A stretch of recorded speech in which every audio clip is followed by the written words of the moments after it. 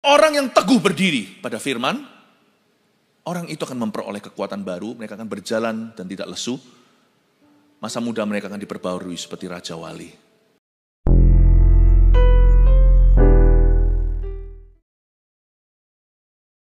Thank you Tuhan untuk naungan-Mu Tuhan dalam hidup ini. Kami boleh tenang, kami tidak perlu gelisah, tidak perlu cemas, sebab ada Tuhan dan ada Tuhan yang memelihara. Terima kasih Tuhan, pelihara iman jemaat-Mu, tubuh jiwa roh mereka. Hamba mewakili dalam doa, aku serahkan kepada Tuhan sekali lagi di tangan-Mu.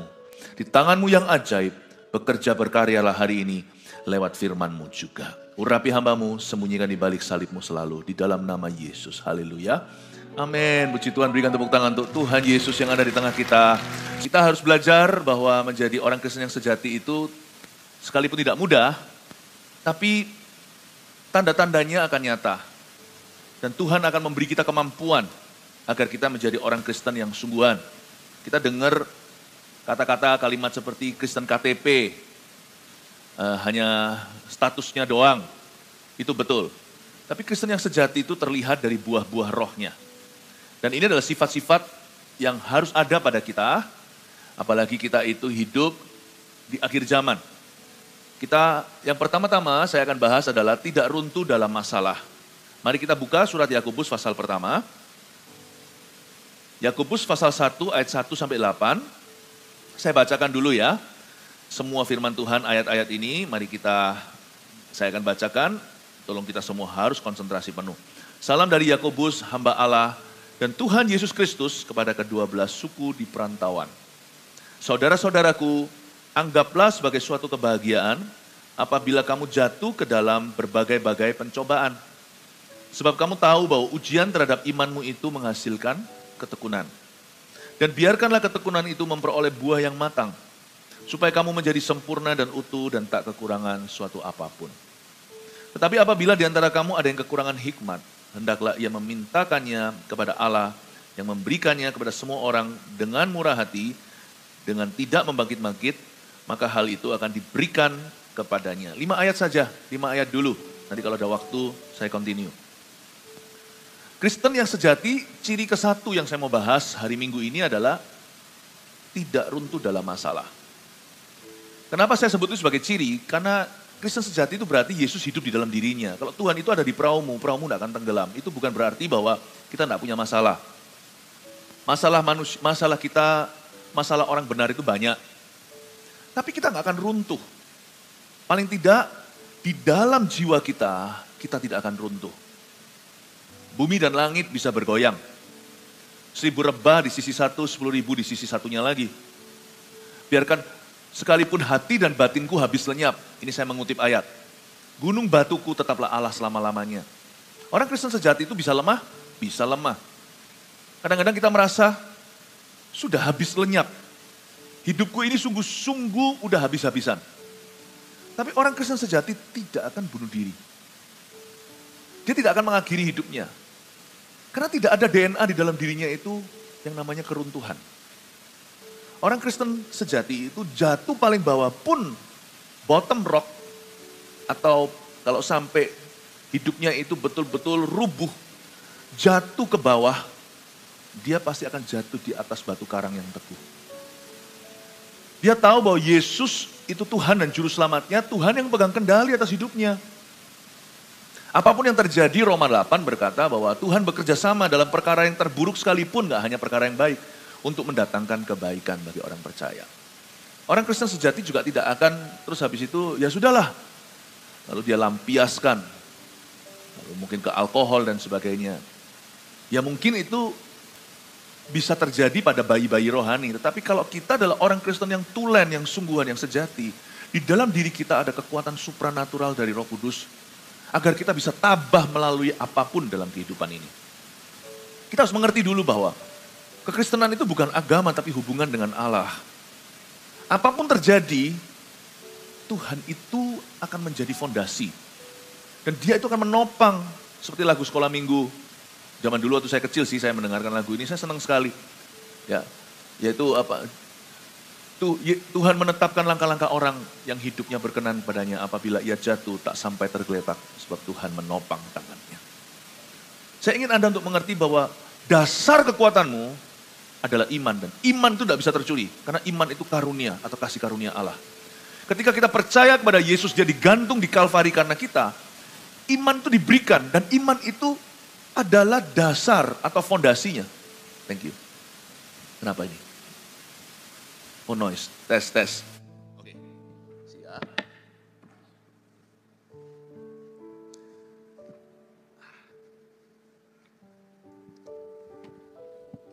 Thank you, tes. Iman itu adalah fondasinya. Tahukah bahwa kita punya iman kehidupan bisa goyang. Dan kita bisa kadang-kadang kuat, kadang-kadang lemah, sama seperti antibodi kita. Tetapi iman keselamatan itu tidak datang pergi loh. Dan itu tidak tergantung perasaan. It's within you, itu ada di dalam dirimu. Ketika engkau percaya bahwa Yesus juru selamatmu. Iman keselamatan itu tetap tinggal di dalam hatimu. Peduli amat perasaanmu hari ini seperti apa, iman itu tetap. Dan iman itu yang akan sustain you. Iman itu yang akan menopangmu sehingga Anda tidak tergeletak. Pahami ini, Kristen sejati itu at the core. Itu berada langsung di level biji sesawi. Orang Surabaya bilang kecik ya, apa? Ya, itu sampai di bijinya. Dan itu adalah roh kita. Our spirit has been made alive. Tahukah Anda bahwa ketika Anda percaya pada Yesus, ketika kita menaruh iman pada Tuhan, manusia roh kita itu dihidupkan. Bedanya dengan orang yang belum terima Tuhan adalah manusia jiwanya udah ada. Dia bisa merasa, dia punya kemauan, dia punya kehendak bebas, dia punya perasaan. Tapi rohnya mati sehingga gak bisa bersekutu dengan Roh Kudus, gak bisa bersekutu dengan Tuhan. Sehingga mereka kalau datang melihat di gereja kita nangis di jamaah Tuhan, mereka heran. Lalu kita berkata satu dengan yang lainnya, ya Tuhan ngomong gini sama aku, Tuhan ngomong gitu, bukan ngeroh ya, tapi maksudnya kesaksian bahwa tiap hari dituntun oleh Tuhan. Itu mereka berkata, kalian ini halusinasi apa? Kalau manusia roh mereka itu mati, belum dihidupkan karena dosa, mereka tidak bisa bersekutu dengan Tuhan. Tapi orang-orang Kristen sejati, manusia rohnya sudah dihidupkan. Jadi kita tidak menilai segala sesuatu secara jasmani, tapi kita menilai juga sebagai orang-orang yang rohani. Bukan orang-orang yang sok religi ya, sok religius gitu ya. Bukan orang yang agamawi. Tapi rohnya hidup. Dia bisa membedakan mana kehendak Tuhan dan dia tahu kehendak Allahnya. Dan dia bisa melihat Tuhan dalam segala perkara yang orang lain semua heran. Manusia rohmu itu gak bisa meninggal. Di situ Tuhan taruh hidup kekal. Manusia rohmu itu dihidupkan. Kalau dulu kita sebelum terima Tuhan baca Alkitab, apa ini? Dengar khotbah bisa kritik kanan kiri. Karena kita merasa Tuhan tidak berbicara, tapi sekali kita berserah pada Tuhan Yesus, kita menerima anugerahnya, kita merasa seperti lewat khotbah pun, meskipun penuh kelemahan, karena manusia yang lemah yang menyampaikannya, kita bisa menerima sesuatu, kita menerima rema. Manusia rohmu itulah fondasi kehidupan. Tidak mungkin bisa runtuh, itu tidak bisa mati lagi. Sadari bahwa hargai bahwa di dalam diri kita itu ada manusia roh kita yang harus kita hidupkan. Dan itu tidak bisa dihidupi dengan makanan.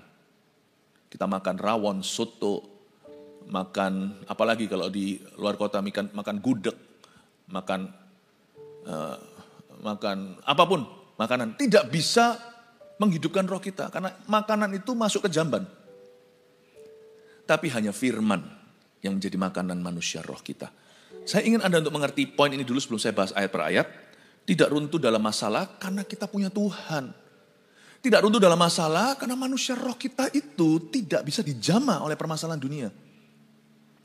Tidak bisa runtuh dalam masalah karena manusia roh kita di dalam diri kita itu kekal. Dan melampaui kehidupan kita sekarang ini.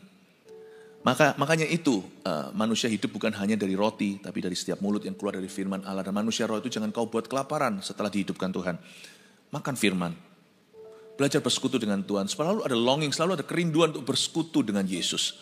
Aneh ya, kita bisa punya barang-barang idaman. Bahkan kita bisa memilih, kita juga bisa punya orang-orang idaman di hidup kita. Kok kenapa dalam diri kita masih terasa hampa?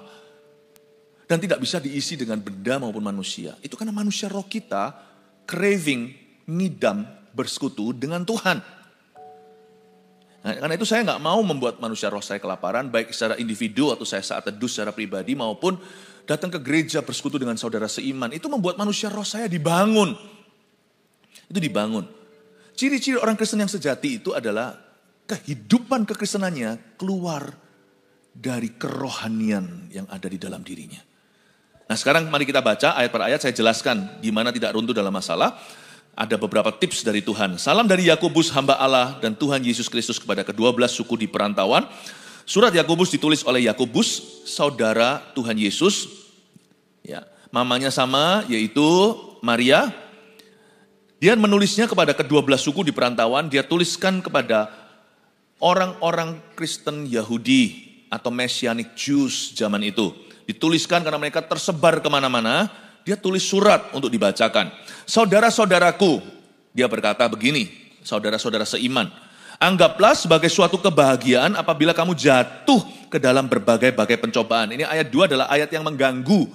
Ayat kedua ini adalah ayat yang membuat kita itu berkata, kok bisa begitu? Kok jatuh dalam berbagai pencobaan itu suatu kebahagiaan? Ngomong apa sih Yakobus ini?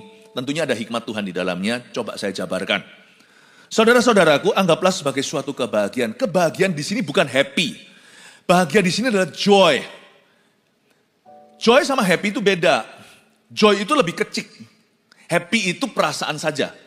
Perasaan yang futile, perasaan yang rawan. Happy itu datang, happy itu pergi. Kalau dia pergi, tolong dinanti. Nantikan aja, nanti akan datang kembali. Dia comes and goes. But the joy of the Lord is our strength. Sukacita Tuhan adalah kekuatanku. Sukacita tidak datang pergi sifatnya. Sukacita itu buah roh. Dia tetap ada di sana, matang pada pohonnya. Dan joy, kebahagiaan di sini atau sukacita di sini bisa cocok sama emosi apapun yang kita alami hari ini. Joy itu bisa coexist, bisa sama-sama hidup. Bisa hidup saat kita bahagia. Joy itu bisa hidup saat kita susah. Joy itu bisa hidup saat kita ngamuk, saat kita marah. Joy itu juga bisa ada di sana saat kita sabar. Joy ini cocok sama segala macam emosi yang ada padamu hari ini. Apapun yang Anda alami hari ini, joy is right there. Makanya jangan kehilangan sukacitamu, jangan biarkan itu dicuri. Ketika murid-murid datang pada Tuhan Yesus dan berkata, wow kami semua excited, adrenalinnya lagi pumping, adrenalinnya lagi memompa dalam dirinya. Wah kayak kita seperti sedang kompetisi, atau ketika kita sedang mengalami sebuah keberuntungan, atau ketika kita sedang diberitahu sesuatu kabar sukacita. Wah seperti kita itu hatinya lalu tiba-tiba berdebar keras, bukan karena tegang tapi karena senang. Dan mereka datang ke Tuhan Yesus berkata, setan pun tunduk sama kami. Wow kami gak pernah loh dipakai seperti ini. Pertama kali aku doakan orang sembuh. Wow Tuhan Yesus. Tuhan berkata good, bagus kamu happy. Tapi kalau kamu happy pun jangan lupa bahwa sukacitamu bukan karena hal-hal itu. Sukacitamu karena namamu tertulis dalam kitab kehidupan. Joy itu yang membuat kita moderat. Joy itulah yang menopang kita saat kita lagi sedih gak sampai depresi. Kalau sedih itu jangan bablas. Karena masih ada sukacita Tuhan. Apapun terjadi Tuhan, aku tahu Tuhan. Sekalipun daging dan batinku habis lenyap. Bumi dan langit semua bergoyang.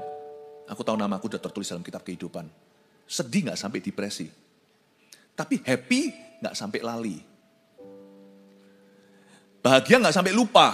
Orang biasanya kalau, wah aku dapat, bayangin. Misalnya ada undian, aku dapat mobil baru, wah seneng banget. Saking senengnya, kita jadi lupa diri. Seneng sekali, ingatlah itu hanya materi. Joy membuat kita jadi mawas diri. Ya puji Tuhan, haleluya, seneng sih seneng, gak munafik. Very happy. Tapi happy tetap harus lakukan tanggung jawabnya sehari-hari. Se-happy sana, jangan lupa berdoa. Jangan karena senang sekali, tiba-tiba dapat keberuntungan. Lalu habis itu, sudahlah gak perlu pelayanan. Gak perlu, hari ini aku cuti tidak baca firman. Karena kenapa? Aku terlalu bergairah untuk ini. I'm very excited for this. Apapun yang membuatmu happy hari ini, joy akan ngerem Anda untuk tidak jadi lupa diri. Kita diingatkan, hey, puji Tuhan setan takluk sama kamu. Hari ini kamu melihat terobosan baru. Ini fenomenal, gak pernah terjadi dalam hidupmu. Yesus gentle reminder. Please jangan lupa, sukacitamu itu bersukacitalah karena namamu tertulis di kitab kehidupan. Bukan karena mujizat-mujizat ini. Wow. Tuhan ingatkan mereka, se-happy-happy kamu, masih akan ada pencobaan kemudian hari. Jadi, gak apa-apa bahagia. Tuhan gak suruh kita, Tuhan itu bukan tipe orang yang kalau kita lagi berapi-api lalu disiram sama air gitu, lalu dipadamkan. Tuhan itu gak gitu. Cuman Tuhan mau kita itu tetap mengendalikan diri. Baik waktu happy, waktu sedih, kita tetap harus punya self-control, buah roh nomor 9. Tanpa buah roh nomor 9, kasih jadi berlebihan, sukacita jadi tak terkendali, damai sejahtera jadi membuat orang itu jadi pasif sama sekali. Ya. Kebaikan, kemurahan semua jadi ekstrim. Tetap kamu perlu self-control kata Tuhan sama Petrus. Kalian tetap perlu mengendalikan diri. Joy makes your low not so low, makes your high not too high. Sukacita, kebahagiaan membuat kita sedih gak sampai depresi. Dan kalau kita diberkati juga tidak jadi orang yang lupa diri. Anggaplah sebagai suatu kebahagiaan apabila kamu jatuh ke dalam berbagai-bagai pencobaan. Perhatikan kata jatuh ke dalam pencobaan, bukan jatuh ke dalam dosa. Jatuh ke dalam pencobaan itu berarti sebelum dosa. Kita tidak bisa kontrol kapan kita dijebak dalam situasi yang mencobai. Asal kita jangan sengaja berjalan ke sana. Makanya di sini ayatnya, berbahagialah kamu apabila kamu jatuh ke dalam pencobaan. Bukan berbahagialah kamu apabila kamu berjalan ke dalam pencobaan. Orang jatuh itu kan gak tahu. Jalan tiba-tiba, di situ ada batu. Kan dia gak sengaja berjalan ke sana. Dia gak sengaja mencelakakan dirinya. Apabila kamu jatuh ke dalam berbagai pencobaan itu tidak ada unsur kesengajaan.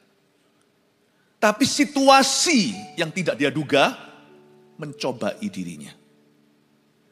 Misalnya kalau kita lagi di jalanan, kita nggak membangkitkan amarah orang lain, kita nggak menjadi provokator. Tapi tiba-tiba kalau kita diprovokasi, kalau tiba-tiba ada orang yang dekat kita emosi, lalu nggak mau antri, lalu dorong sana sini, lalu tiba-tiba anak kita sama kita itu, anak kita didorong sampai jatuh, dia serobot aja, main serobot nggak mau antri. Nah itu jatuh dalam pencobaan kita. Kita tidak mencobai siapa-siapa, kita jatuh dalam pencobaan. Dalam situasi seperti itu, tahan dirimu. Tuhan berkata, kamu bahagia jika kamu jatuh dalam pencobaan, karena kamu bisa buktikan, Anda bisa membuktikan ketaatanmu pada Tuhan. Kapan kita sebagai orang Kristen bisa membuktikan ketulusan? Kapan kita bisa membuktikan kalau kita sungguhan? Ya lewat pencobaan. Apabila kamu jatuh ke dalam pencobaan, bukan jatuh ke dalam dosa. Jikalau situasi tiba-tiba itu menjebakmu, janganlah kita kecewa. Berhenti sejenak dan coba melihat dari perspektif yang lain. Mungkinkah Tuhan izinkan suasana ini agar supaya saya bertumbuh imannya? Bagaimana saya bisa mengalami buah roh yang namanya kesabaran kalau saya tidak ada orang cari gara-gara? Apakah Tuhan izinkan pencobaan hidup ini sekarang datang kepadaku sebagai kesempatan untuk bertumbuh? Mungkinkah Tuhan izinkan sekarang masalah persoalan di tempat kerja saya, keuangan, saya sekarang dililit hutang. Mungkinkah Tuhan itu mau bereskan prioritasku yang salah? Mungkinkah Tuhan itu mengizinkan hal ini bukan salahnya Tuhan, ini aku yang salah perhitungan. Mungkinkah ini menarik saya menjadi dekat pada Tuhan, membuat saya semakin bersandar dan bergantung pada kuasanya. Mungkinkah justru saya akan temukan hikmat-hikmat yang nanti kemudian saya bisa ajarkan pada anak cucu saya, jangan ulangi kesalahan papa zaman dahulu kala. Kita itu harus punya pikiran yang berbeda waktu kita jatuh dalam pencobaan, anggaplah sebagai suatu kebahagiaan. Anggaplah itu kesempatanmu untuk bertumbuh dalam iman. Kalau kita bisa mikir begini, kita tidak akan runtuh. Karena kita selalu mendapatkan titik terang dan kita selalu berhasil untuk optimis dalam setiap perkara. Kita akan selalu berharap pada Tuhan. Tapi masalahnya orang biasanya kalau jatuh dalam pencobaan biasanya cari kambing hitam. Kalau orang lain, kambing lain sudah bisa ketemu, dialah kambing hitamnya. Dia suka menyalahkan dirinya dan melukai dirinya. Don't do that. If you do that, kalau kita lakukan itu, kita akan kehilangan kesempatan emas untuk bertumbuh hari itu. Berbahagialah, anggaplah sebagai suatu kebahagiaan apabila kamu jatuh ke dalam berbagai-bagai pencobaan. Sebab kamu tahu bahwa ujian terhadap imanmu itu menghasilkan ketekunan. Hal pertama yang dihasilkan waktu kita mengalami ujian iman itu adalah ketekunan. Yang pasti ketekunan itu bukan kepasrahan.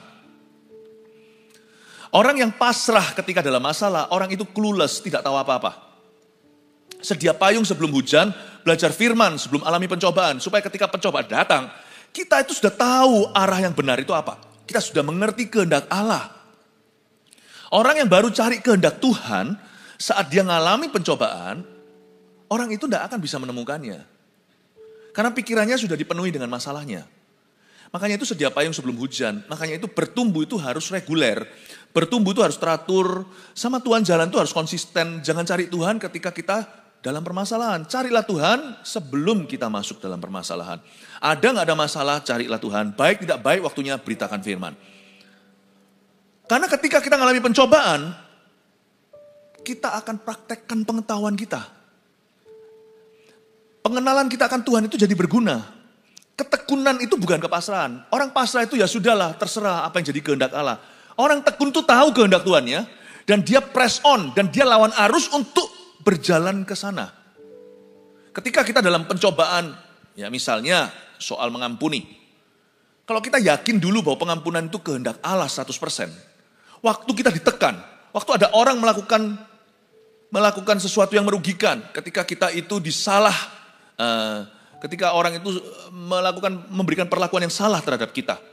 Ketekunan itu berarti, aku tahu aku harus mengampuni, tapi susah Tuhan.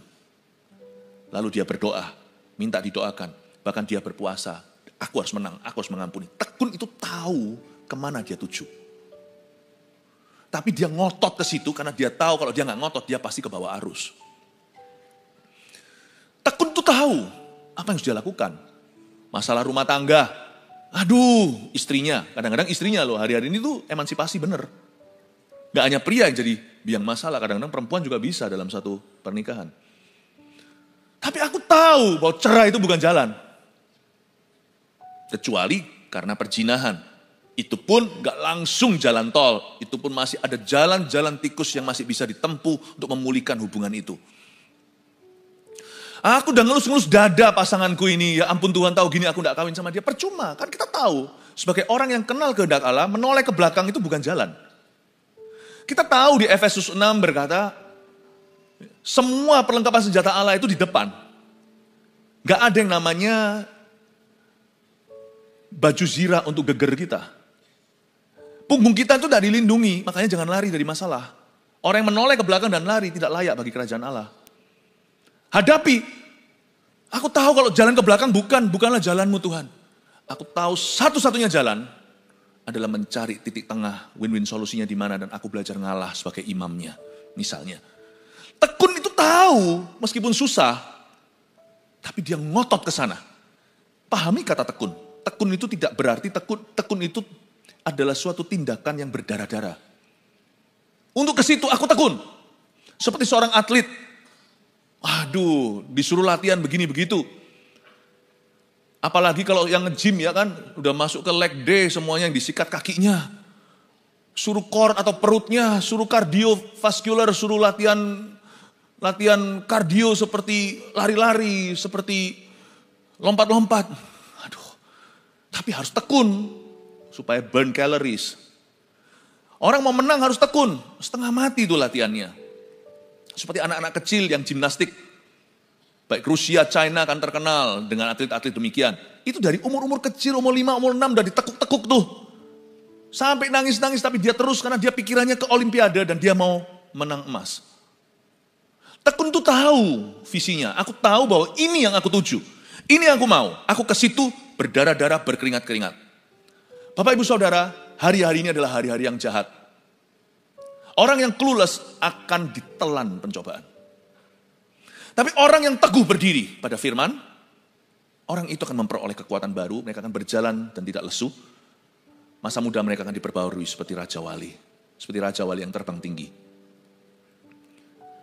Sebab kamu tahu bahwa ujian terhadap imanmu menghasilkan ketekunan. Ketekunan bukan kepasrahan, tapi active endurance.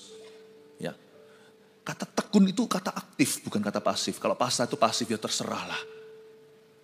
Aku nyerah. Bukan, tekun itu aktif.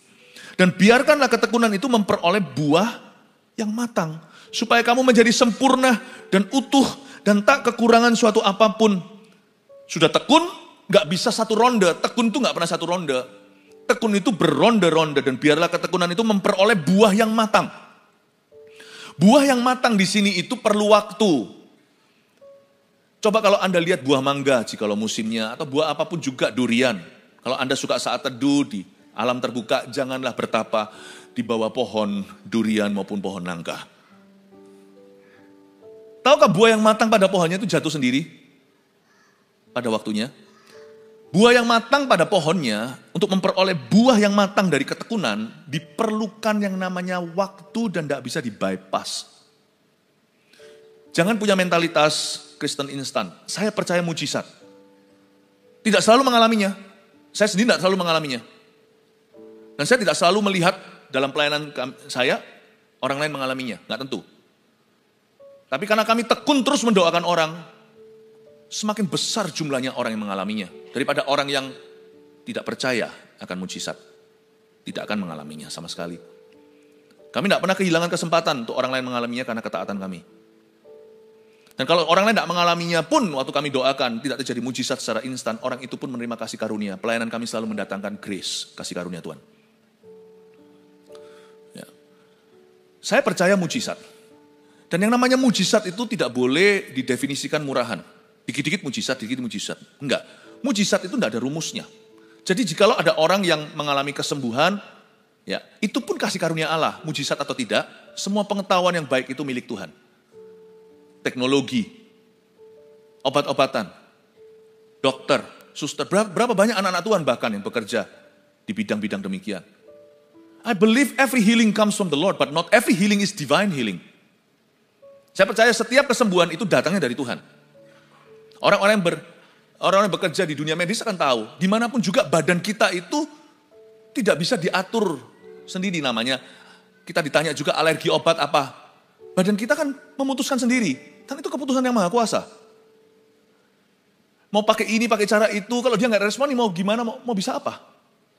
Jantung dipompa, nanti pakai alat ini, pakai alat yang lebih resiko lagi. Semua kan tergantung jantungnya nanti pada akhirnya. Meskipun mesinnya juga jalan. Orang tetap bisa hidup dengan mesin, tapi kalau orang itu sudah nggak hidup, ya nggak hidup. Meskipun dia masih secara teknis hidup, tapi tidak secara praktis. You see, God has the last say over. Tuhan punya kata terakhir, pegang kata terakhir dalam kehidupan setiap manusia. Setiap kesembuhan itu datangnya dari Tuhan. Tapi tidak semua kesembuhan adalah kesembuhan ilahi. Saya pernah melihat, gak perlu saya ceritakan, bahkan mujizat terjadi di depan mata. Orang gak pernah jalan sama sekali, kaki sudah seperti biting, sudah seperti lidi. Itu bahkan ada di dokumentasi, FKA awal-awal juga melihat yang demikian. Berdiri, ada juga yang angkat tilamnya seperti di kitab Injil. Itu kaki sudah seperti itu gak bisa dipura-pura. Muscle-nya sudah atrofi atau sudah penyusutan. Karena sudah puluhan tahun gak dipakai. Orang kalau baru lumpuh sehari, lain dengan orang kalau sudah lumpuhnya 40 tahun. Jalan di depan mata saya. Coba jelaskan. Itu juga healing dari Tuhan. Tapi kali ini divine healing. Mujizat itu tidak ada teorinya. Mujizat itu tidak ada rumusnya. Allah bekerja dengan luar biasa. Kalau Anda tanya kenapa Tuhan tidak selalu lakukan mujizat secara instan, I don't know. Makanya Tuhan tidak bisa berada di dalam telapak tangan kita, kita kontrol seperti remote control, kanan kiri sekehendak gua. Nggak bisa. Makanya kita harus takut akan Allah, kita tidak pegang hari esok, dan kita juga tidak punya kuasa. Kita hanya bisa berdoa, kita hanya bisa beriman, Tuhan yang menjawabnya. Oke, jangan salah mengerti, saya percaya mujizat Tuhan. Dan saya pernah melihat mujizat-mujizat yang bukan hanya kesembuhan, hal-hal yang gak masuk akal. Nanti lain kali aja kalau kita duduk-duduk secara informal, saya cerita-cerita. Tapi kalau khotbah seperti ini, mending langsung pada prinsip dan proteinnya. Namun demikian, Alkitab mengatakan, soal karakter hidup kita, nothing is instant. Tidak ada yang instan. Kekristenan itu perlu ketekunan. Biarkan ketekunan itu memperoleh buah yang matang. Buah yang matang pada pohonnya itu perlu waktu. Tidak bisa di-bypass.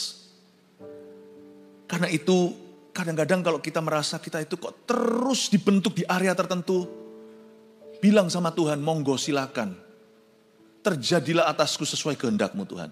Jangan melawan, akan lama prosesnya. Sebab Tuhan tidak mau mematangkan anak-anaknya secara instan.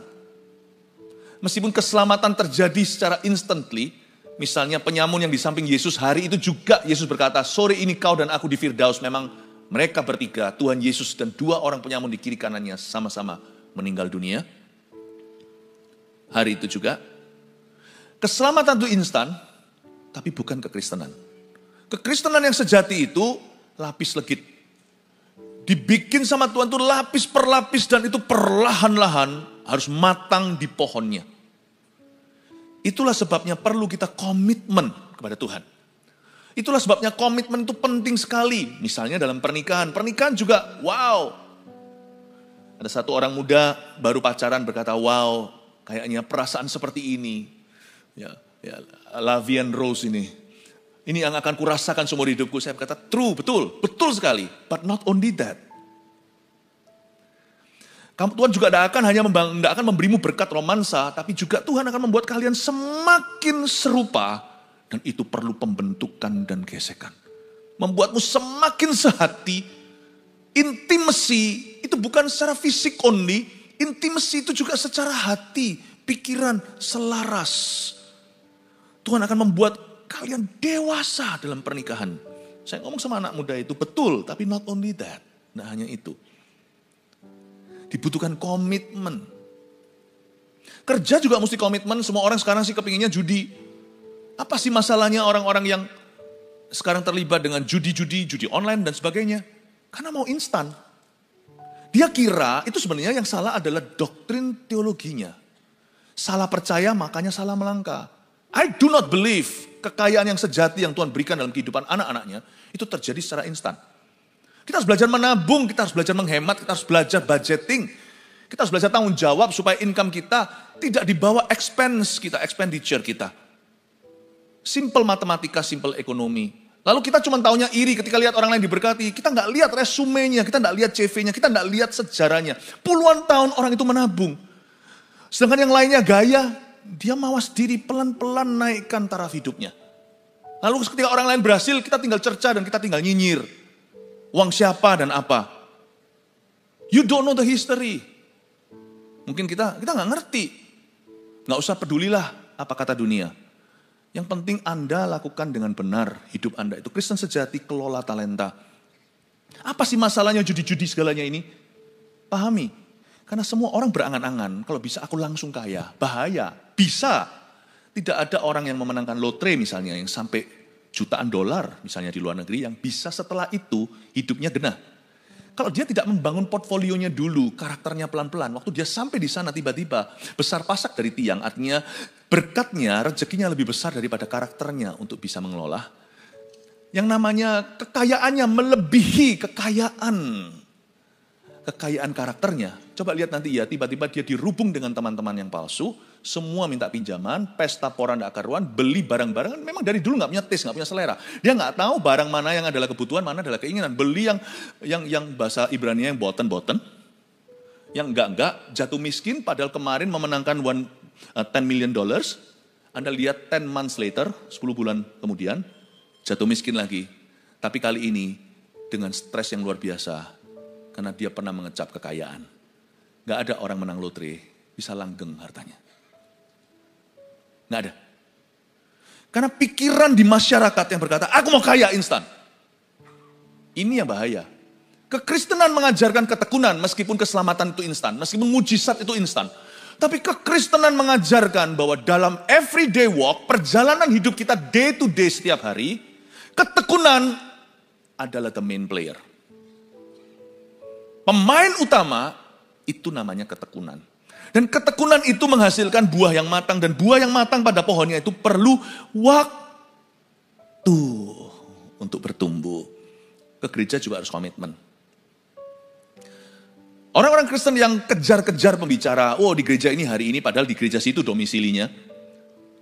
Lalu habis itu di sana, di mana ada pembicara menarik ke situ, ke sana sini, itu Kristen gak akan tumbuh. Karena itu bukan kehendak Allah. Church hoppers don't do God's will. It is not God's will. Itu bukan kehendak Allah untuk kita itu pindah-pindah. Itu bukan kehendak Tuhan. Dengan tertanam kita akan bertunas seperti pohon korma. Seperti pohon aras di Libanon. Amin Bapak Ibu Saudara. Matang di pohon itu perlu tekun. Perlu komitmen. Pekerjaan juga sama. Berapa banyak kita yang mau serabutan kalau ditanya. Sana kerjanya apa? Serabutan. Loh, serabutan kalau hanya untuk 3 bulan untuk menyambung kehidupan sementara. Tapi 3 bulan itu jangan kau nikmati. Jangan kau manjakan. Bulan keempat sudah harusnya dapat pekerjaan yang tetap. Jangan serabutan. Tuhan tidak pernah panggil kita serabutan. Tuhan tidak pernah memberi kita karunia multitasker, itu tidak pernah. Multitasking itu tidak ada. Coba nggak percaya. Itu hanya ada di film namanya Mr. Bean yang bisa ganti celana, sikat gigi, dan nyetir sekalian. Anda lakukan itu, nyetir sampai hapian aja bisa tabrakan. Jangan lakukan itu. Tuhan suruh kita bukan multitasker, tapi bisa bagus di satu area. Kenapa ada orang tertentu kelihatannya bisa multitasking? Karena dia cepat wisuda, di satu tugas yang diberikan, dia sungguh-sungguh dan berhasil, lanjut berikutnya, itu sinergi semua. Kelihatan di mata orang, seperti rainbow atau pelangi itu, kelihatannya warna-warni itu kalau diputar semuanya itu cuma satu putih. Kelihatannya multitasking, tapi sebenarnya orang itu sangat responsibel dengan setiap task yang diberikan. Jangan serabutan. Kalau Anda kerja serabutan, ya nggak apa-apa namanya, kan namanya survival untuk bertahan. Tapi tetap goalnya adalah mencari pekerjaan yang tetap. Bukan soal bayarnya, tapi bangun karir di sana. Kalau kita mau bayaran tertinggi, mungkin merampok bank itu. Itu lebih cepat kaya daripada menjadi pegawai. Pegawai di bank mungkin bukan yang duduk di meja, mungkin cleaning service-nya. Apapun itu juga selalu mulai dengan satu. Tekun itu jalan berkat Bapak Ibu. Ini masalah di masyarakat. Yang mengira bahwa instan itu adalah berkat yang dinanti-nantikan. Tidak ada. Sekalipun kalau Anda dapat, itu kutukan. Karena karaktermu tidak cukup untuk itu. Tidak matang pada pohonnya. Buah yang dipaksakan, dicabut sebelum waktunya, masam semua pada akhirnya dan membuat ngilu gigi. Jangan sampai kita memperoleh buah yang tidak matang. Tapi waktu kata buah yang matang ini menarik buat saya. Salah satu strategi setan untuk menggagalkan orang Kristen hari-hari ini adalah membuat dia punya perasaan gerusa-gerusu, tergesa-gesa dan terburu-buru. Pernahkah Anda merasa begitu? Rasanya mau berdoa itu rasanya kayak diburu waktu, pernah nggak? Lalu nanti sudah nggak berdoa nih, waktu kerja diburu-buru rasa guilty, tadi doanya nggak cukup. Jadi orang itu kerjaan apapun juga itu nggak bisa sepenuh hati, sepenuh waktu. Orang pelayanan juga bisa dihinggapi virus begini, misalnya minggu depan. Baru masih minggu depan, dia pertama kali akan menjadi WL atau pemimpin pujian. Wow. Seminggu itu perasaan itu dihantui. Grogi. Lalu habis itu udah gak bisa doa. Terobsesi dengan itu. Jangan.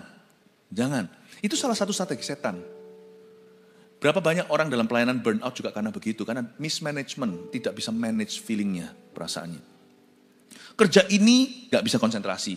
Kerja itu gak bisa fokus. Waktu mengerjakan itu merasa tergesa-gesa. Waktu mengerjakan ini merasa terburu-buru. Lucu. Pas doa, rasanya aduh, gak bisa konsentrasi. Baca firman itu kayak gak bisa masuk. Nyembah Tuhan juga gak bisa masuk hadiratnya. Kayak rasanya asal-asalan, pokoknya nyanyilah. Kalau saya sudah punya komitmen 15 menit, doa ya 15 menit. Rasanya itu kayak tergesa-gesa, padahal cuma 15 menit saja. Nanti waktu mulai kerja, waktu kerja dihantui perasaan. Kamu gak doa. Itu setan semua. Itu membuat kita itu jadi orang yang gak pernah matang di pohon manapun juga. Doa juga gak matang, kerja juga gak matang. Pas sekolah mikir pacaran, nanti pas pacaran mikir sekolah. Ini orang yang gak pernah matang pada pohonnya. Menurut saya salah satu strategi setan di akhir zaman adalah membuat orang tidak bisa fokus. Fokus, kalau di gereja fokus. Kalau kerja fokus, kalau di kerja jangan mikir gereja. Kerja semua. Kalau di gereja jangan mikir kerja. Kalau semuanya kita lagi doa, jangan mikir yang lainnya. Setelah doa, pikirkan semuanya itu dengan kuasa doa yang kau dapatkan tadi pagi. Pikirkan sungguh-sungguh. Di kantor, jangan nganggur. Di kantor jangan berdoa. Berdoa di hati maksudnya. Tapi jangan habis itu kita ambil sesi khusus 1 jam di kantor. Baca Alkitab dan doa. Marah nanti bosnya. Kecuali kalau kantornya adalah departemen doa. Ini yang disebut memperoleh buah yang matang. Pahami bahwa Anda mesti matang. Saya dan Anda dan kita harus matang di pohon kita yang Tuhan tentukan. Belajar matang perlu waktu, perlu sabar, perlu komit, perlu tekun, perlu konsentrasi. Karena nanti ya pasti ada loopholes, lubang-lubang yang terabaikan. Kalau Anda tidak konsen, kalau kita tidak fokus, kita tidak akan bisa melihat potensi yang Tuhan beri. Kita tidak akan bisa, kerjaan kita tidak akan pernah bagus apapun itu. Bekerja untuk Tuhan juga nggak bagus. Pekerjaan yang Tuhan berikan dalam hidup kita juga nggak bagus. Ayat 5. Tetapi apabila di antara kamu ada yang kekurangan hikmat, hendaklah ia memintakannya kepada Allah, yang memberikan kepada semua orang dengan murah hati dan dengan tidak membangkit-bangkit, maka hal itu akan diberikan kepadanya. Kalimat ini berkata kalau kamu kurang hikmat, hendaklah ia memintakannya kepada Allah. Garis bawahi kata memintakannya kepada Allah. Coba saya jelaskan dulu, hikmat itu apa? Kalau kita kekurangan hikmat, kita harus minta sama Tuhan. Tapi kalau kurang pengetahuan, jangan minta sama Tuhan, baca Alkitabnya. Alkitab tidak berkata seperti ini, tapi apabila di antara kamu ada yang kekurangan pengetahuan. Pengetahuan tidak boleh kurang, timbalah. Pengetahuan yang umum, ya itu juga dari Tuhan, namanya sekolah.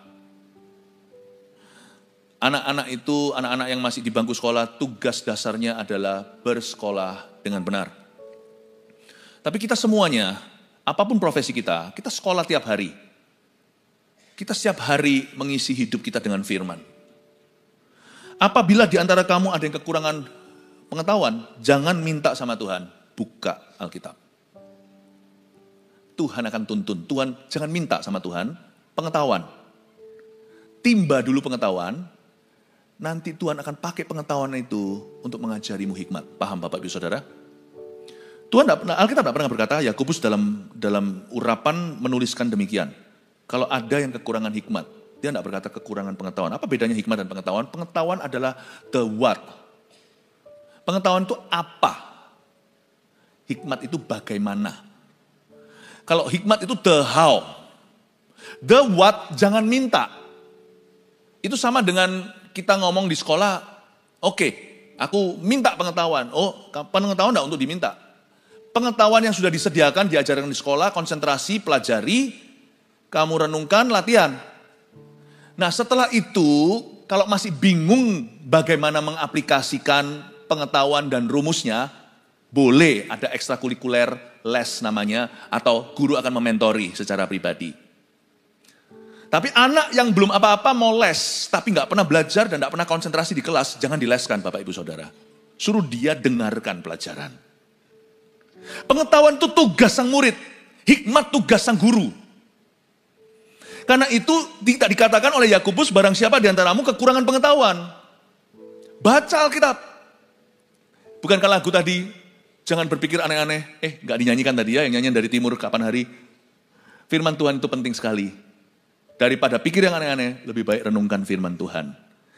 Hikmat itu the how. Knowledge atau pengetahuan itu the what. Pengetahuan itu adalah kebenaran. Hikmat itu adalah applied knowledge atau pengetahuan yang diaplikasikan. Aplikasi dari pengetahuan yang kita dapat itu hikmat. Karena itu di Alkitab dikatakan kalau ada kekurangan hikmat, bukan pengetahuan, minta kepada Allah. Bahasa Inggrisnya ask God. Minta loh ya. Bukan dengan menuntut Allah, apalagi marah-marah, tuding-tuding dan rasa kecewa. Kalau orang kayak gitu, ketika kau kekurangan hikmat, minta kepada Allah, bukan marahi Allah. Kalau kita nggak ngerti sesuatu, kenapa kau izinkan ini dan itu? Hendaklah kita jangan banyak bicara dulu atau masuk hadirat Allah, lebih banyak mendengar, kata kitab pengkhotbah, kita masuk dengan hati yang rendah hati dan berkata, I don't know about this, aku nggak ngerti. Sama sekali sekarang itu I'm lost, sungguh-sungguh aku seperti tersesat dalam pikiranku. Lord Tuhan, aku minta hikmat. Mintalah dengan humility, dengan kerendahan hati. Bantu aku mendapatkan perspektif yang baru tentang hal ini Tuhan. Tapi banyak orang Kristen itu kalah di depan. Waktu masuk hadirat Tuhan dengan marah-marah, dengan tuding-tuding dan curhat-curhat yang tidak perlu dan rasa kecewa dilampiaskan ke Tuhan. Kenapa engkau? Alkitab berkata kalau kau kekurangan hikmat, bukan tuding Allah, tapi minta kepada Allah. Kalau kita kekurangan hikmat, minta kepada Tuhan, bukan marah-marahin Tuhan. Nah kesalahan orang Kristen kenapa setelah mengalami permasalahan, dia runtuh karena bukan dia minta hikmat, dia marah justru menuding Allah yang bukan-bukan. Bapak Ibu Saudara, inilah kesalah kaprahan orang-orang Kristen dalam menghadapi permasalahan. upon entering the presence of God, they put on the wrong attitude. Waktu masuk ke hadirat Allah, bukan datang untuk belajar, untuk gain atau memperoleh godly perspektif atau perspektif ilahi, tapi mereka masuk dengan ngamuk-ngamuk sama yang maha kuasa. 100% so pasti tidak akan memperoleh hikmat, malah justru semakin tersesat. Tapi kalau kita kekurangan hikmat, mintalah kepada Allah. Ask God, not demand, not be demanding. Tapi asking, bertanya kepada Tuhan. Dan Alkitab mengatakan dengan jelas, kalau kita kekurangan hikmat, you ask God. Minta pada Allah, bukan cari di buku, bukan cari di majalah. Orang pertama yang kita datang ketika kita dalam masalah adalah Tuhan dan firman-Nya. Barang siapa kekurangan hikmat, hendaklah ia cari di perpustakaan. Nggak ada itu bunyinya. Tapi apabila di antara kamu ada yang kekurangan hikmat, hendaklah ia cari psikiatris. Bukan tuh. Bahkan pendeta pun bukanlah alamat ke satu. Kami hanyalah pembantu. Kami hanyalah penolong, pembantu saja. Penolong dengan P huruf kecil, penolong P huruf besar adalah Roh Kudus. Barang siapa kekurangan hikmat, hendaklah ia memintakannya kepada seorang konselor. Bukan.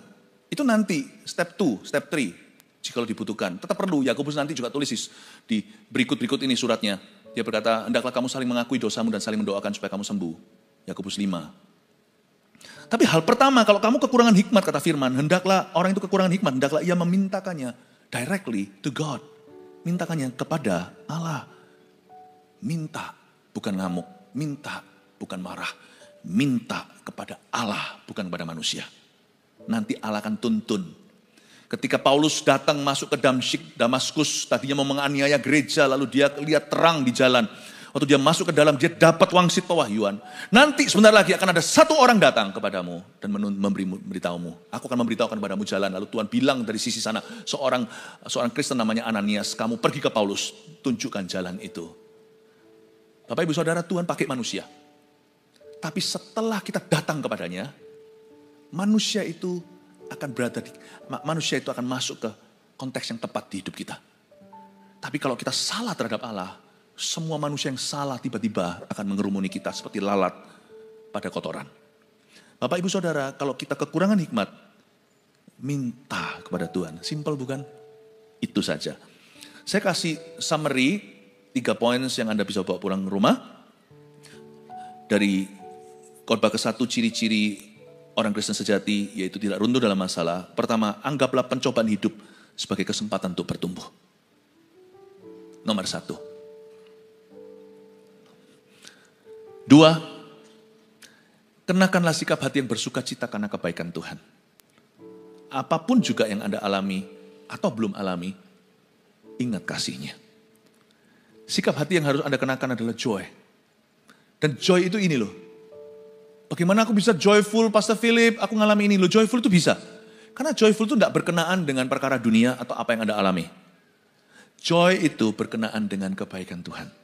Saya percaya dalam segala perkara, saya punya hak untuk berharap dan percaya bahwa Allahku tetap baik dan akan berbuat baik kepadaku. Bahkan lewat situasi yang terburuk pun Tuhan tetap akan berbuat baik kepadaku. Bolehlah aku GR begitu, tolong jangan dilarang untuk saya GR demikian. Karena saya orang Kristen yang sejati, saya berhak berpikir begitu. Bahwa in everything, dalam segala sesuatu yang ku alami, aku berhak percaya bahwa Allahku baik dan Dia akan melakukan kebaikan dalam hidupku. Bagaimana? Aku tidak tahu. Itu butuh hikmat. Persisnya seperti apa aplikasinya? I don't know. Tapi Tuhan, aku berserah penuh. Serah yang gini boleh, bukan pasif soalnya. Udah tahu tujuannya. Tapi aku berserah untuk menerima perspektif yang baru. Tell me Lord, what goodness I may receive from you through this terrible situation. Kebaikan apa yang bisa aku peroleh ya Tuhan Yesus dalam situasiku yang paling parah ini. Aku berharap hanya kepadamu. Karena kenakan sikap hati yang bersuka cita karena kebaikan Tuhan. Lalu minta hikmat. Yang ketiga, ini cara minta hikmat itu pun dibagi jadi 2 ari-ari. Mintalah hikmat untuk memecahkan masalah itu. Tuhan punya loh pemecahan masalah kita. Tuhan itu pegang solusinya. Dia itu jalan, dia itu kebenaran, dia itu hidup. Entah kita minta untuk memecahkan hikmat untuk memecahkan masalah itu, atau sementara ini hanya untuk tabah menanggungnya. Itu pun hikmat. Kasih aku hikmat. Bagaimana pecahkan masalah ini? Daripada aku ngamuk-ngamuk, marah-marah, malah gak dengar sama Tuhan, malah tuli telingaku. Malah jadi salah hatiku. Mendingan aku datang ke hadirat Allah, Tuhan, tell me what to do. Beritahu aku, mintalah hikmat untuk memecahkan masalah itu atau untuk tabah menanggungnya. Mungkin belum ada titik terang, belum ada titik cerah. Secerca harapan di depan itu tidak kelihatan cahaya. Tetapi saya tahu Tuhan pasti memberi saya ayat hari ini kekuatan, memberi saya penghiburan, teman. Tuhan akan memberi saya kasih karunia yang cukup. Justru dalam kelemahanmu, kuasaku sempurna bekerja. Kasih aku tabah Tuhan untuk menanggung hal ini. Aku tahu aku bisa melaluinya. Suatu hari aku akan menoleh ke belakang dan melihat, wow, God has been good to me. Tuhan sudah memelihara. Amin Bapak Ibu Saudara. Jadi berkat buat Anda, semoga ini jadi jawaban buat Anda. Pagi-pagi memang agak berat, tapi semuanya mikir dengan baik dan cerna. Haleluya, kasih tepuk tangan untuk Tuhan. Nah, kita cerna baik-baik, dan saya percaya firman ini akan berguna untuk hari-hari yang akan datang. Jadilah orang Kristen yang sejati dalam hidupmu, jangan jadi orang Kristen yang pura-pura, jangan jadi orang Kristen yang KTP-an, tapi jadi orang Kristen yang dari dalam manusia rohnya ada kehidupan. Praise the Lord, Jesus loves you.